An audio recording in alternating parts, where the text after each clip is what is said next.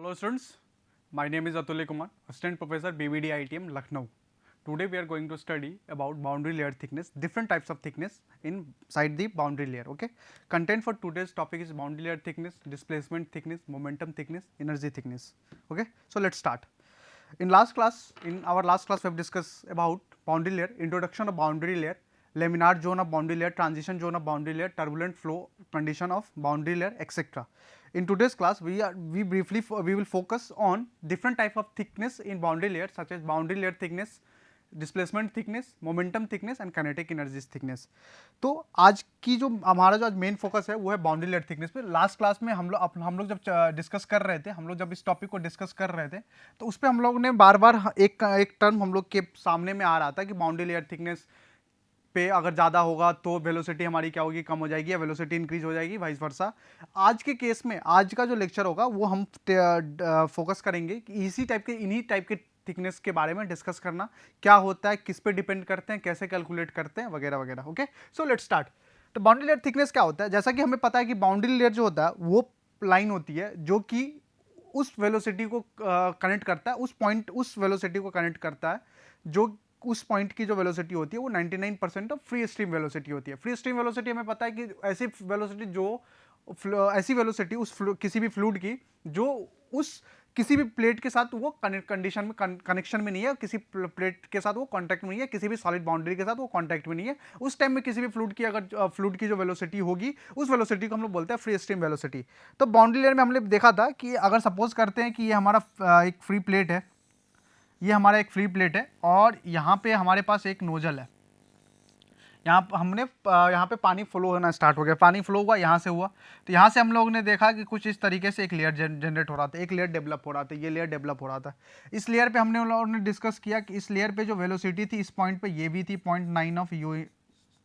इस पॉइंट पे ये जो वेलोसिटी थी ये भी 0.9 के बराबर में थी.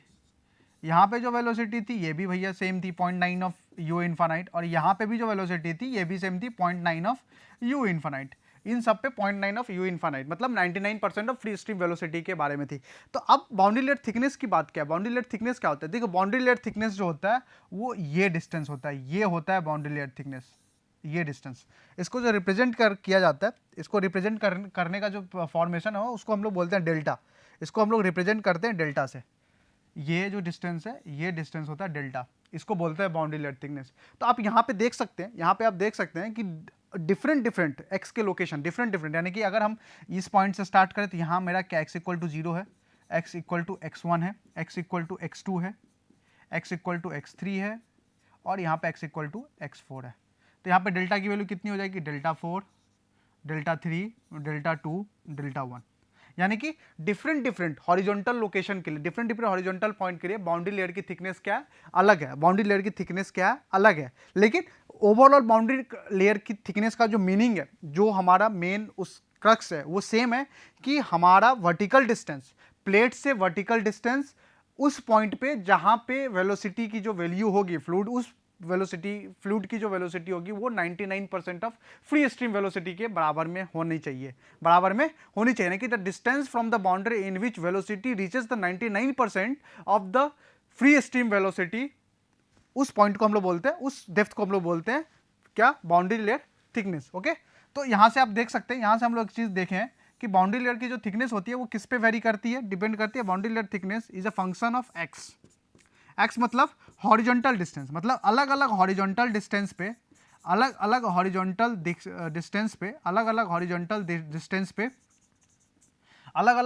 डिस्टेंस पे वेलोसिटी क्या चेंज हो रही है. दूसरी बात, जैसे जैसे हम प्लेट से लीडिंग एज से जैसे जैसे हम आगे बढ़ रहे हैं वैसे वैसे बाउंड्री लेयर की थिकनेस क्या हो रही है? इंक्रीज हो रही है. बाउंड्री लेयर की थिकनेस क्या हो रही है? इंक्रीज हो रही है. इसके पीछे का लॉजिक क्या है? देखिए, इसके पीछे का लॉजिक यही है कि अगर हम इस चीज़ को थोड़ा और अच्छे से एक्सप्लेन करके देखें, अगर हम इस पूरे कंडीशन को थोड़े और अच्छे से एक्सप्लेन करके हम लोग देखें तो एक्सप्लेन करने पे हमें पता चलेगा कि एक सेकेंड, हाँ, अगर इस प्लेट, ये हमारा एक प्लेट था, कुछ इस तरीके का लेयर बना था, बाउंड्री लेयर, ये हमारा बाउंड्री लेयर है. यहाँ से हमें पता है कि फ्लूइड फ्लो हो रहा है. ये पूरा कंडीशन क्या है? फ्लूइड फ्लो होने का है. ये फ्लूइड फ्लो होने का कंडीशन है, फ्लूइड फ्लो हो रहा है. ठीक है, आप यहाँ देख रहे हैं इस पॉइंट पे, जैसे जैसे इस पॉइंट से ये आगे बढ़ रहा है ऊपर से भी क्या हो रहा है, फ्लूइड इसके अंदर में इंसर्ट होना आना शुरू हो गया। यहाँ पे भी फ्लो मतलब मास फ्लो रेट जो है ना फ्लूइड का वो इंक्रीज हो रहा है। मतलब यहाँ से इंक्रीज फ्लूइड अंदर आ रहा है, यहाँ पे फ्लूइड कम आ रहे थे, यहाँ पे फ्लूइड कम थे, यहाँ ज़्यादा थे। इसका मतलब क्या है, जैसे जैसे मास फ्लो रेट इंक्रीज हो रहा है हमारी बाउंड्री लेयर की थिकनेस भी बढ़ रही है, बाउंड्री लेयर की थिकनेस भी बढ़ रही है। मतलब जैसे जैसे हम हॉरिजॉन्टल डिस्टेंस पे जितना आगे हम बढ़ेंगे बाउंड्री लेयर की थिकनेस क्या होगी, उतनी ज़्यादा इंक्रीज हो जाएगी। ओके, दूसरा टाइप का जो थिकनेस होता है उसको हम लोग बोलते हैं डिस्प्लेसमेंट थिकनेस, उसको हम लोग बोलते हैं डिस्प्लेसमेंट थिकनेस। डिस्प्लेसमेंट थिकनेस क्या होता है, डिस्प्लेसमेंट थिकनेस का जो बेसिकली जो मतलब है वो मतलब होता है कि मास फ्लो रेट के कारण जो भी चेंज हुआ है, change in mass flow rate में जो चेंज हुआ है उस चेंज को अगर हम काउंटर करें, अगर उस चेंज को काउंटर करें और हम प्लेट को वर्टिकली किसी डिस्टेंस के साथ अपलिफ्ट कर दें, बढ़ा दें, उस डिस्टेंस को हम लोग बोलते हैं डिस्प्लेसमेंट थिकनेस। यानी कि displacement thickness, it is a distance measured perpendicular to the boundary by which main free stream is displaced on account of formation of boundary layer। एक तो ये डिफिनेशन है कि हम बाउंड्री लेयर के फॉर्मेशन के टाइम में, बाउंड्री लेयर के फॉर्मेशन के टाइम में जब हम प्लेट को अपलिफ्ट करते हैं, वर्टिकली अपलिफ्ट करते हैं या डिस्प्लेस करते हैं, वो जो थिकनेस होता है उस थिकनेस को हम लोग बोलते हैं डिस्प्लेसमेंट थिकनेस। दूसरा जो होता है it is additional wall thickness that would have been added to compensate for the reduction in flow rate on the account of boundary layer। मतलब कि जब जो फ्लो रेट का मतलब क्या हुआ कि अगर यहाँ पे बाउंड्री लेयर नहीं बन रहा होता, अगर यहाँ पे बाउंड्री लेयर नहीं बन रहा होता तो ये बाउंड्री लेयर, तो यहाँ पे सारा फ्लूइड क्या होता है, ये फ्लूइड अपनी maximum infinite free stream velocity से ट्रैवल कर रहा होता, फ्री स्ट्रीम वेलोसिटी से ट्रैवल कर रहा होगा। लेकिन अब बाउंड्री लेयर बन जाने के कारण यहाँ की वेलोसिटी और यहाँ की वेलोसिटी दोनों में क्या अंतर है, बाउंड्री लेयर के अंदर की वेलोसिटी कुछ अलग है। बाउंड्री लेयर के अंदर की वेलोसिटी सपोज करें हम u से रिप्रेजेंट कर रहे हैं और बाउंड्री लेयर के बाहर की वेलोसिटी कितनी है, u इनफाइनाइट है। तो अगर जैसे कि हमें पता है कि मास फ्लो रेट क्या होता है, मास फ्लो रेट होता है density into area into velocity, v से वेलोसिटी, ये होता है मास फ्लो रेट। तो आप देख रहे हैं कि इसकी जो वेलोसिटी है u infinite, u boundary layer के अंदर की जो वेलोसिटी है, बाउंड्री लेयर के अंदर की जो वेलोसिटी है वो क्या है, फ्री स्ट्रीम वेलोसिटी से क्या है, कम है। बाउंड्री लेयर के अंदर की वेलोसिटी, इसका मतलब क्या है कि फ्री स्ट्रीम वेलोसिटी जो इसके अंदर में होगा, बाउंड्री लेयर के अंदर में जो होगा फ्री स्ट्रीम बाउंड्री लेयर के अंदर में जो मास फ्लो रेट होगा उसकी वैल्यू क्या होगी, बाउंड्री लेयर के बाहर वाले मास फ्लो रेट से कम होगी। मतलब कुछ ना कुछ तो डिफरेंस आ रहा है। इस डिफरेंस को कंपनसेट करने के लिए, अगर हम इस प्लेट को अगर हम डेल्टा स्टार थिकनेस से अगर हम अपलिफ्ट कर दें, यहाँ पे रख दें, डेल्टा स्टार थिकनेस से अपलिफ्ट कर दें, तो ये जो डिस्टेंस आप देख रहे हैं इस डिस्टेंस को बोला जाता है डिस्प्लेसमेंट थिकनेस। इसी डिस्टेंस को हम लोग बोलते हैं डिस्प्लेसमेंट थिकनेस। यानी कि डिस्प्लेसमेंट थिकनेस वो थिकनेस है जो कि कंपनसेट करता है reduction in mass flow rate. मतलब मास फ्लो रेट में कमी होने के कारण अगर हम इस डिस्टेंस को बढ़ा दें, यहाँ से डेल्टा स्टार से इस डिस्टेंस को बढ़ा दें, तो हम जितना भी मास फ्लो रेट में कमी हुई है या रिडक्शन हुआ है वो कंपनसेट हो जाएगा। ओके, तो इसको कैलकुलेट कैसे करेंगे, इसको कैलकुलेट करने का सबसे पहला तरीका है कि अगर पहले तो हम एज्यूम करेंगे कि मास फ्लो रेट कितना है जब बाउंड्री लेयर है, मास फ्लो रेट कितना है जब बाउंड्री लेयर है। तो हम एज्यूम करते हैं कि हमारे पास एक प्लेट है, इस प्लेट की जो विड्थ है ये b है, इस प्लेट की जो विड्थ है ये है b, ये प्लेट की जो विड्थ है ये है b। ओके, तो अब यहाँ से जो एज्यूम कर रहे हैं कि मास फ्लो रेट जब बाउंड्री लेयर था तो हमने अभी जस्ट देखा था कि मास फ्लो रेट जो होता है वो होता है row into A into V, row into A into V. इसमें हम क्या कर रहे हैं, एक छोटा सा स्ट्रिप कट करेंगे, हम लोग एक छोटा सा स्ट्रिप कट करेंगे। इस स्ट्रिप की जो थिकनेस है, इस स्ट्रिप की जो थिकनेस है ये dy है, ये थिकनेस जो है ये dy के बराबर में है। तो मास फ्लो रेट जब बाउंड्री लेयर फॉर्म कर रहा है तब क्या होगा, तो रो डेंसिटी तो सेम है, फ्लूइड सेम है तो डेंसिटी उसकी सेम होगी, तो रो एरिया कितना हो जाएगा, एरिया क्या हो जाएगा, फ्लो एरिया, जितने एरिया से वो फ्लो हो रहा है, तो थिकनेस इंटू विथ, तो b into D Y, thickness into width b into D Y. और इसकी अंदर की वेलोसिटी कितनी है, मास फ्लो रेट के अंदर की वेलोसिटी कितनी है, अंदर की वेलोसिटी क्या है फ्लो की, वो u के साथ वो फ्लो हो रहा है, u के साथ फ्लो हो रहा है, यानी कि u, यानी कि अगर हम इसको रिप्रेजेंट करें सही से लिखें तो row into B D Y into U. ये क्या था जब बाउंड्री लेयर फॉर्म कर रहा था तब। अब बात करेंगे हम कि जब बाउंड्री लेयर फॉर्म नहीं था, जब बाउंड्री लेयर नहीं था, ये अगर इमेजिन करिए कि ये बाउंड्री लेयर यहाँ एग्जिस्ट नहीं कर रहा, यहाँ कोई बाउंड्री लेयर नहीं है, तो इस पूरे पोर्शन पे, इस पूरे प्लेट के ऊपर से जो वेलोसिटी फ्लो हो रहा होगा वो कितनी वेलोसिटी से हो रहा होगा, वो वेलोसिटी से हो रहा होगा u इनफाइनाइट की वेलोसिटी से हो रहा होगा, वो u इनफाइनाइट की वेलोसिटी से हो रहा होगा। तो उस टाइम में जो फ्लो रेट है, वो फ्लो रेट कुछ इस तरीके से होगा, p into D Y into B. Area तो सेम है, फ्लो एरिया सेम है, तो डी वाई इंटू बी। बस यहाँ चेंज क्या हो रहा है, यहाँ से चेंज हो रहा है, ये free stream velocity u infinite. बस इस यहाँ पे आप कंफ्यूज नहीं हो रहा कि यहाँ पे यू इन्फानाइट हमने क्यों लिया, कि यू इन्फानाइट इसलिए लिया क्योंकि अब तो ये बाउंड्री लेयर नहीं है ना, यू तो बाउंड्री लेयर के अंदर की वेलोसिटी थी, अब क्या यू इन्फानाइट क्या बाउंड्री लेयर के एब्सेंस में, यानी कि फ्री स्ट्रीम वेलोसिटी है।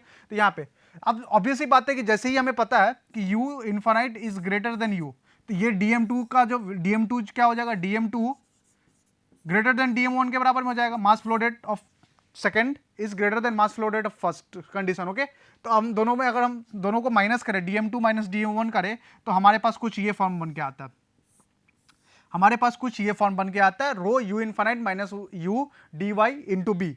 अब आप देख सकते हैं कि ये किसका, ये मास फ्लो रेट किसके कारण से हो रहा है, ये कौन से थिकनेस के कारण, ये थिकनेस, ये डी वाई इस प्लेट की थिकनेस के लिए। अगर हम इसको पूरे अगर हम ये बाउंड्री लेयर थिकनेस के में अगर हमें निकालना हो, अगर पूरे बाउंड्री लेयर थिकनेस में अगर हमें ये डिस्प्लेसमेंट थिकनेस निकालना हो, तो हमें क्या करना होगा, हमें इसको इंटीग्रेट करना होगा, हमें इसको क्या करना होगा, इंटीग्रेट करना होगा। तो हमने इंटीग्रेट कर दिया, इंटीग्रेट कहाँ से कहाँ तक कर दिया, 0 से लेकर डेल्टा तक, डेल्टा यानी कि बाउंड्री लेयर की थिकनेस, और हमारे पास जो वेलोसिटी डिफरेंस कितना आ रहा था, वो आ रहा था rho u infinite minus u into D y.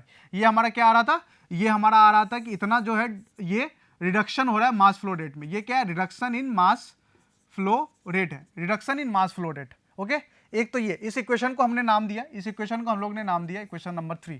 अब हम बात करते हैं कि मास फ्लो रेट का कंपनसेशन। अब मास फ्लो रेट का कंपनसेशन सपोज करिए कि पहले जो था ये प्लेट यहाँ था, अब हमने प्लेट को उठा के यहाँ पे रख दिया, यहाँ उठा के यहाँ पे रख दिया। ओके, ये जो थिकनेस है ये है डेल स्टार, ये डेल स्टार है।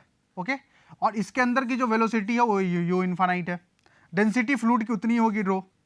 तो अब मास फ्लो रेट कितना हो जाएगा, अब मास फ्लो रेट कितना हो जाएगा, मास, बहुत ही सिंपल सी बात है, मास फ्लो रेट के लिए हमें कुछ नहीं चाहिए था, मास फ्लो रेट के लिए हमें चाहिए था rho into area into velocity, velocity u infinite, area कितना हो जाएगा, अब क्या हो गया, वाई की डी वाई की जगह क्या आ जाएगा, डेल स्टार, क्योंकि थी कितना है, और विथ तो प्लेट का हमेशा बी ही था, विथ हमने चेंज ही नहीं किया था, विथ तो हमेशा बी ही है, तो फ्लो रेट कितना, सॉरी फ्लो एरिया कितना हो जाएगा, फ्लो एरिया हो जाएगा delta star into B, velocity कितनी थी यू इन्फानाइट, डेंसिटी कितनी है रो। तो ये इक्वेशन नंबर 4। अगर हम इन दोनों इक्वेशन को इक्वेट कर दे, ये इक्वेशन का मतलब क्या हुआ, ये इक्वेशन का मतलब हुआ कि हम कंपनसेट कर रहे हैं कि जितना भी मास फ्लो रेट हुआ होगा वो इसके बराबर में हुआ होगा, जितना भी रिडक्शन इन मास, कंपनसेशन मतलब क्या हुआ, किसी चीज के बराबर में, कंपैरिजन, कंपनसेट का मतलब कंपैरिजन, तो जितना भी मास फ्लो रेट में रिडक्शन हुआ होगा वो इसके बराबर में रिडक्शन हुआ होगा, इतना अगर मूव कर दिए तो मेरे उसके बराबर में हम पहुंच गए। तो हमने वही किया कि रो यू स्टार, ये sorry U infinite into delta star B equal to जो इक्वेशन नंबर 3 में मेरा रिडक्शन आया था इसके बराबर में। जब हम इस इक्वेशन को अगर हम रीअरेंज करते हैं, जब हम इस इक्वेशन को रीअरेंज करते हैं तो ये इक्वेशन की जो वैल्यू बन के आती है वो इस फॉर्म में बन के आती है कि डेल्टा स्टार यानी कि displacement thickness equal to integration 0 to delta 1 minus U of U infinity into D Y. ये था डिस्प्लेसमेंट थिकनेस के बारे में, ये डिस्कशन हमारा था डिस्प्लेसमेंट थिकनेस का। डिस्प्लेसमेंट थिकनेस क्या होता है कि वो थिकनेस जो कि हम यूज करते हैं, जो कि हम निकालते हैं कि हमारे मास फ्लो रेट में जो डिडक्शन हुआ उसके कारण से। ओके, नेक्स्ट हम लोग बात करेंगे डिडक्शन, नेक्स्ट हम बात करेंगे मोमेंटम थिकनेस के बारे में। मोमेंटम थिकनेस को रिप्रेजेंट करते हैं थीटा से, मोमेंटम थिकनेस को रिप्रेजेंट करते हैं थीटा से। अब मोमेंटम थिकनेस क्या होता है, मोमेंटम थिकनेस भी एक परपेंडिकुलर डिस्टेंस होता है, लेकिन ये किसको कंपनसेट करने के लिए किया जाता है, मोमेंटम थिकनेस जो होता है ये कंपनसेट किया जाता है, इसकी जो वैल्यू निकाली जाती है वो compensate for reduction in momentum, compensation for reduction in momentum, boundary layer बनने के कारण जो मोमेंटम में, क्योंकि मोमेंटम के बारे में, मोमेंटम का अगर सबसे सिंपल फॉर्मूला बताए तो मास इंटू वेलोसिटी होती है, मास इंटू वेलोसिटी होती है। ओके, अब यहाँ पे बाउंड्री लेयर फॉर्मेशन होने से सबसे पहले आपके दिमाग में आ जाना चाहिए कि बाउंड्री लेयर के इनसाइड की जो वेलोसिटी होती है वो फ्री स्ट्रीम वेलोसिटी से कम होती है। पहला कंडीशन, सबसे पहला पॉइंट ये आना चाहिए कि बाउंड्री लेयर के अंदर की जो वेलोसिटी होती है वो फ्री स्ट्रीम वेलोसिटी से क्या होती है, कम होती है। इसका मतलब कि जो बाउंड्री लेयर के प्रेजेंस में जो जितना मोमेंटम होगा उस फ्लूइड का, अभी बाउंड्री लेयर फॉर्मेशन होने के कारण उतना मोमेंटम नहीं रहा होगा। इसका मतलब क्या है कि कुछ ना कुछ मोमेंटम में लॉस हुआ होगा बाउंड्री लेयर फॉर्मेशन होने पे। उसको कंपनसेशन, उसके कंपनसेशन के लिए जब हम प्लेट को कितना अपलिफ्ट करेंगे, कितना हम वर्टिकल डिस्टेंस में ट्रेवल करवाएंगे ताकि उस कंपनसेशन के बराबर में हो जाए। ओके, तो हमें सबसे पहले पता है कि मास फ्लो रेट कितना था, तो मास फ्लो रेट बहुत ही आसान है, अभी हमने जस्ट पढ़ा था, rho into area into velocity, रो इंटू एरिया इंटू वेलोसिटी। अब क्या है कि सपोज करिए कि पहला कंडीशन जब बाउंड्री लेयर थिकनेस फॉर्म हो गया है तब मोमेंटम की वैल्यू कितनी होगी, तो मोमेंटम की वैल्यू कितनी हो जाएगी, मोमेंटम की वैल्यू हो जाएगी rho u square b D Y. ये कैसा आया देखिए, रो तो डेंसिटी ऑफ फ्लूइड है, एरिया फ्लो कितना था, एरिया फ्लो कितना था, एरिया फ्लो था बी इंटू डी वाई, और वेलोसिटी कितनी थी, वेलोसिटी कितनी थी, हम उस प्लेट की बात कर रहे हैं ना, उस प्लेट की बात कर रहे हैं, उस प्लेट की जो उस टाइम की वेलोसिटी थी वो थी यू,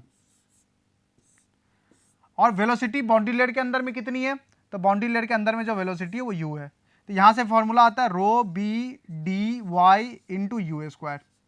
एक तो ये कंडीशन आ गया, तो ये इक्वेशन आ गया कि जब बाउंड्री लेयर बना हुआ था। अब मोमेंटम की बात करें कि जब बाउंड्री लेयर नहीं बना हुआ था तब मोमेंटम कितना हुआ, बहुत ही बढ़िया, जब बाउंड्री लेयर एब्सेंस है, बाउंड्री लेयर जब नहीं अवेलेबल है तो मास तो ये हमेशा रहेगा, मास फ्लो रेट तो ये हमेशा रहेगा।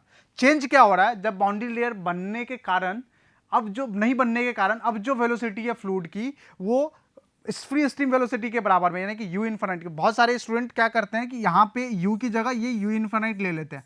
देखिए कंपैरिजन करने के लिए हमें सेम रखना पड़ेगा, हमें मास को कांस्टेंट रखना पड़ेगा, तभी हम कोई भी, मतलब जब कंपैरिजन तब होता है ना जब किसी न किसी एंगल से वो चीजें सेम हो कहीं ना कहीं। तो हम यहाँ क्या कर रहे हैं, ऊपर में भी मास सेम रख रहे हैं, नीचे में मास सेम रख रहे हैं, क्योंकि मोमेंटम में मास इनटू वेलोसिटी हो रहा है, तो हम मान रहे हैं कि मास मेरा सेम है, मास में चेंज नहीं हुआ है, हम बस किस में चेंज करवा रहे हैं, हम चेंज करवा रहे हैं वेलोसिटी में। ठीक है, तो इस चीज को ध्यान रखिएगा कि यहाँ पे मास में जो वेलोसिटी हम यूज करोगे फ्लो मास में, वो वेलोसिटी वही वेलोसिटी होगी जो कि बाउंड्री लेयर के टाइम में जो वेलोसिटी होगी, यानी कि यू के बराबर में। हम यहाँ पे वेलोसिटी रखेंगे वो वेलोसिटी मोमेंटम कैलकुलेट करने में जो कि फ्री स्ट्रीम वेलोसिटी होगी, यानी कि यहाँ से इक्वेशन अगर बनेगा तो इक्वेशन बन रहा था rho you B D Y, ये मेरा क्या था मास का, और यहाँ पे वेलोसिटी कितनी थी, यू इनफाइनाइट के बराबर में। अब आप देख सकते हैं कि यू इनफाइनाइट है तो अब ऐसी बात है कि ये वाला टर्म ज्यादा बड़ा होगा, ये इक्वेशन।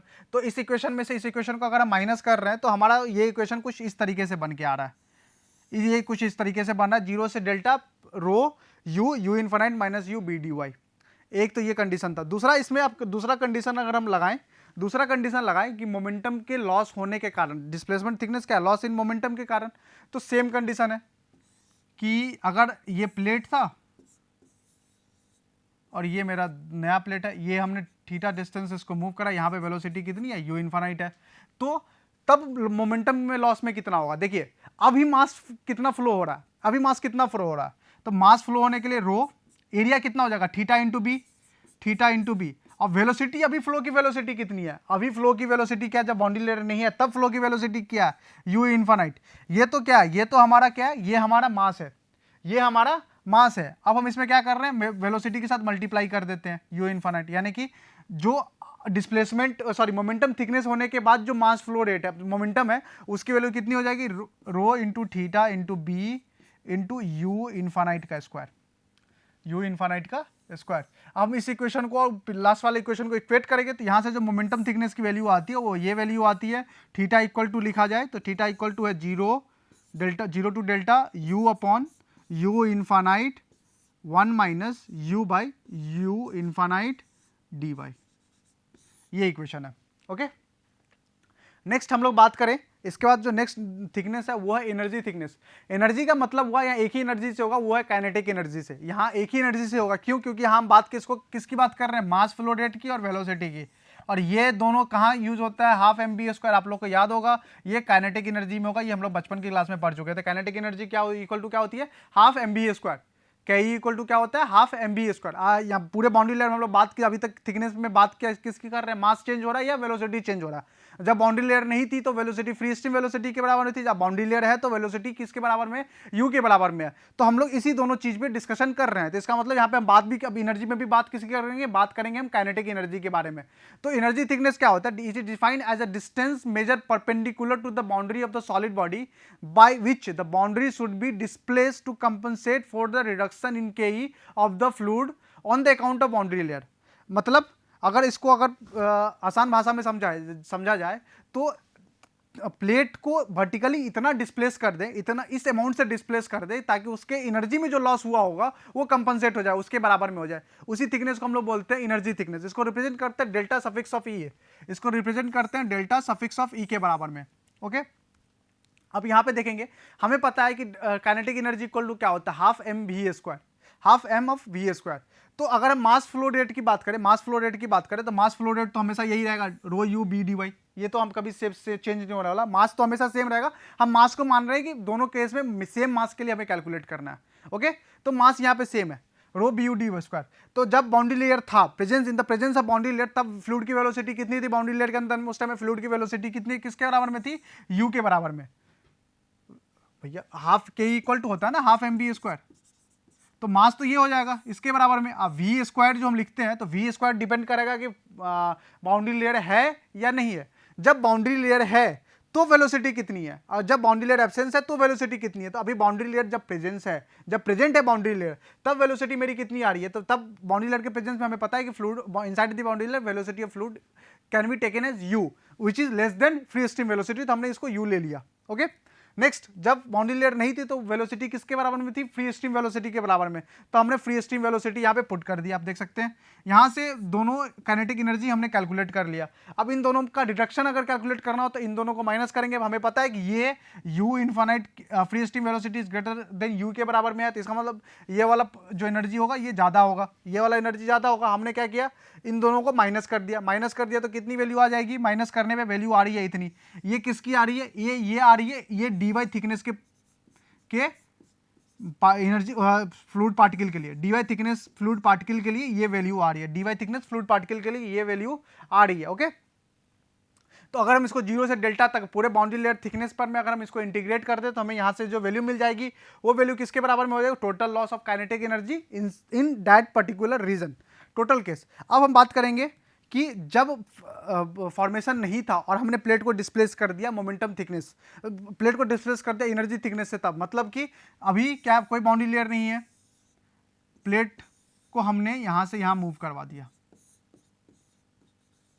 यहाँ पे वेलोसिटी कितनी है? u इनफाइनाइट है, तो फिर से velocity equal to half M V square. अब इस पूरे एरिया का मास कितना हो जाएगा? तो पूरे एरिया का मास हो जाएगा rho delta e into b into u infinite, क्योंकि यू इनफाइनाइट से है ना, तो इतना मास हो गया, इंटू वेलोसिटी कितनी थी? यू इनफाइनाइट का स्क्वायर। तो यहाँ से जो वैल्यू कैलकुलेट करेंगे वो हो जाएगा 1/2 रो ई डेल्टा यू इनफाइनाइट का क्यूब, फ्री स्ट्रीम वेलोसिटी की क्यूब। तो अगर हम इस इक्वेशन को और इससे पहले वाले इक्वेशन को अगर हम इक्वेट करें तो वहां से जब एनर्जी थिकनेस की वैल्यू आती है, वो एनर्जी थिकनेस की वैल्यू ये आती है, integration of 0 to delta u by u infinity minus 1/u square u infinity का स्क्वायर dy। ये है एनर्जी थिकनेस की वैल्यू।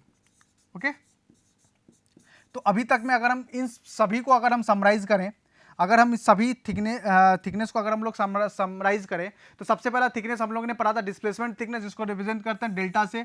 डेल्टा की वैल्यू कितनी थी? 0 से delta 1 minus u upon free stream velocity you infinite dy। दूसरा था मोमेंटम थिकनेस, इसकी वैल्यू कितनी थी? 0 u से u इनफाइनाइट 0 टू डेल्टा, इसकी वैल्यू किसके बराबर में थी? इसकी वैल्यू भी थी 1 minus U of you infinite dy। Next अगर हम बात करें डिस्प्लेसमेंट थिकनेस के बराबर में, तो ये वैल्यू है 0 to delta u upon you infinite 1 minus u upon you infinite square dy। Okay, ये तीनों हम लोगों ने थिकनेस पढ़ा था। पहला जो डिस्प्लेसमेंट थिकनेस पढ़ा था वो कंपनसेट कर रहा था reduction in mass flow rate.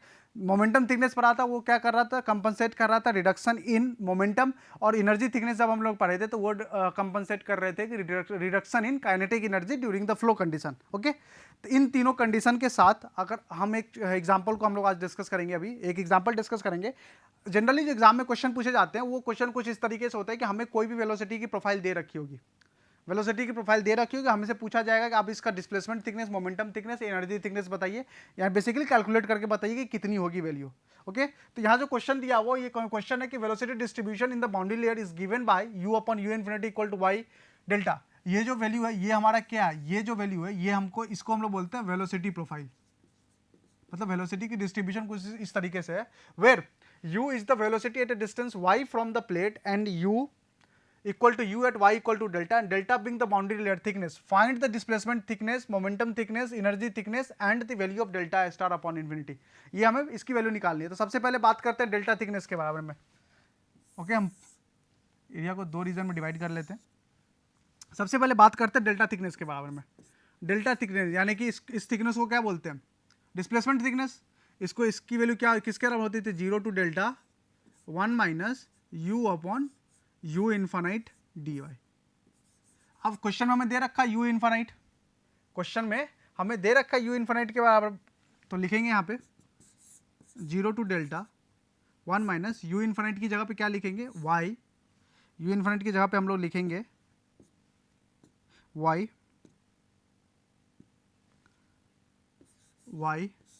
By delta d y equal to, अगर इसको इंटीग्रेट करने से पहले अगर हम इसको एक्सप्रेस कर लें, अगर इसको एक्सप्रेस कर लें तो यहाँ हो जाएगा 1 माइनस ये हो जाएगा delta minus y upon delta d y.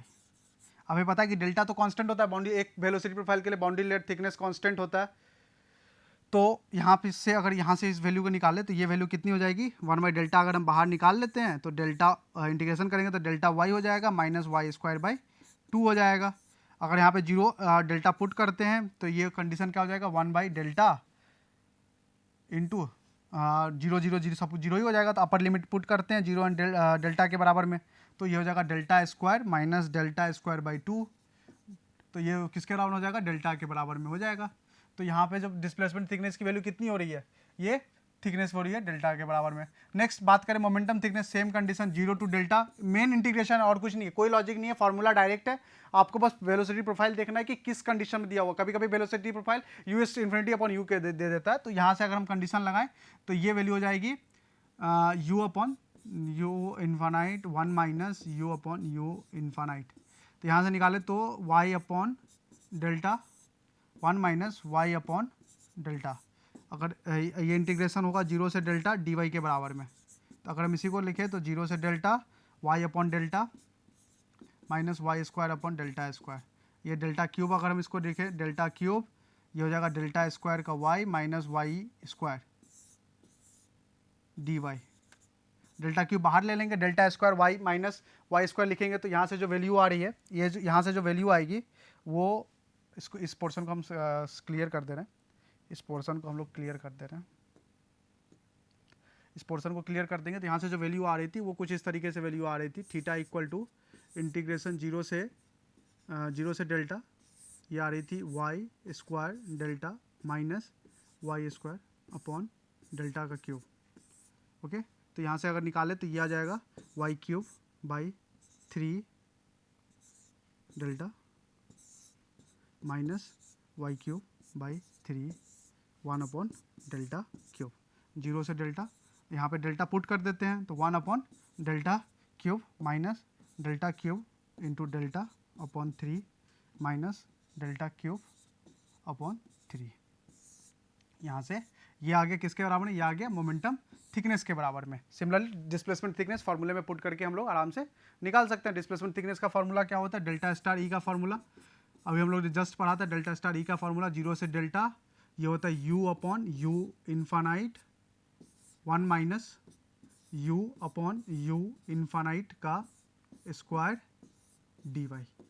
U infinite की वैल्यू हम आराम से पुट करेंगे यहाँ पे, बाकी सारी इक्वेशन पुट करने पे हमें यहाँ से जो वैल्यू निकलेगी ये एनर्जी थिकनेस की वैल्यू आराम से निकल जाएगी। रेशियो हमसे किसका पूछा, एनर्जी थिकनेस का और मोमेंटम का रेशियो पूछा, वहाँ से एनर्जी मोमेंटम थिकनेस और एनर्जी के रेशियो को भी हम कैलकुलेट कर सकते हैं। Okay, thank you.